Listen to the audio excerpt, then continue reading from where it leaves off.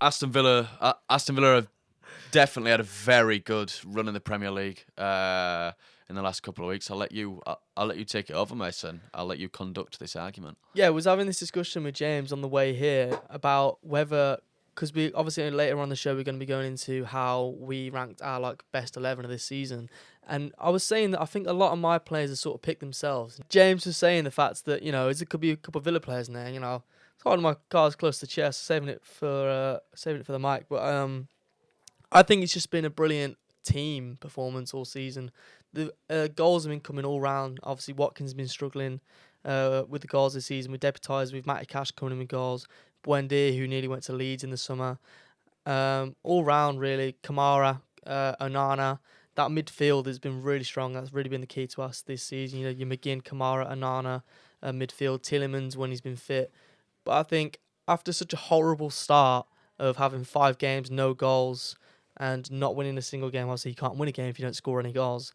Just to turn it round and go under the radar and be up there, beating Arsenal, being 3 points behind now, I think personally it has to be an S tier. It's crazy how funny these players that you're mentioning who are doing so well and how Villa have capitalised on performing as well as they have done. They haven't really been relying on players that were transferred in the summer, No. which I think is a testament to Villa. And I think when you say you're drawing out performances from people who might have been looking to be moved on probably after this season, like Matty Cash has been very good this season. Ezri Konsa, I think, has probably solidified himself now as the second best English centre half. And John McGinn's just having a really good season. If only Ollie Watkins could probably kick on a little bit more, but obviously he's started to get his goals now a bit more. I think for Villa, at the beginning of this season, having said live on radio that I thought they had the worst transfer window, and I think that still holds up a little bit, mostly as well, I think actually. But I think coming into this season, I thought Villa would struggle. I thought Emery would probably be a very rogue shout to maybe have his job taken away from him. But I think right now, sitting behind, as we speak, 3 points behind Arsenal, who maybe only about 3 or 4 weeks ago, everybody had more or less said, well, that's it now. If Arsenal drop this lead, then I think it goes...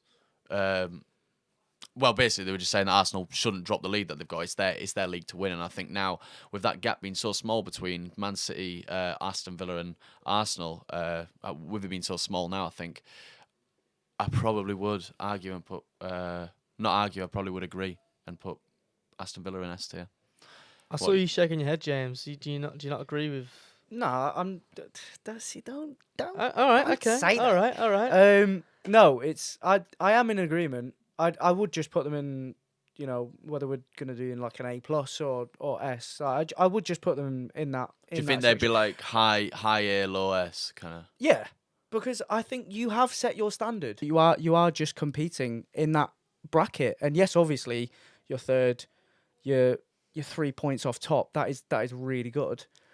But I think you can expect. I know, obviously, all things considering the transfer window as well, you have done very well. So for that, yes, probably S tier.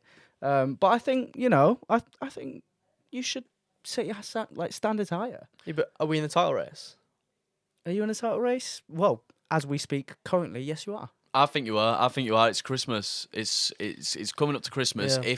If by Christmas you are still 3 points within Arsenal, you are definitely in a title race. Because I think people mark the league sometimes with who was up at Christmas. So like they'll say, well, like I think there was a stat when Leeds were up top of the league at Christmas. It was something like 9 out of the last 10 teams who were top of the table at Christmas won it. And that's not relative to the Premier League. Obviously, that's Championship.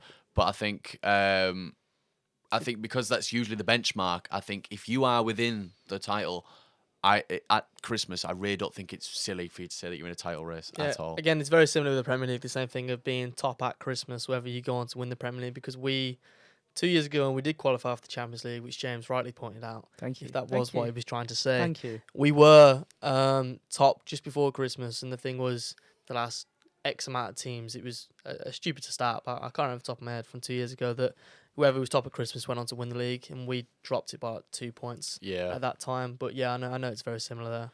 But I think as I held Liverpool in a higher regard last season than I probably should, just because they didn't make any signings and they walked the league. And I think that is something that Spurs used to do quite a bit under Pochettino as well. Used to do really well without signing anyone.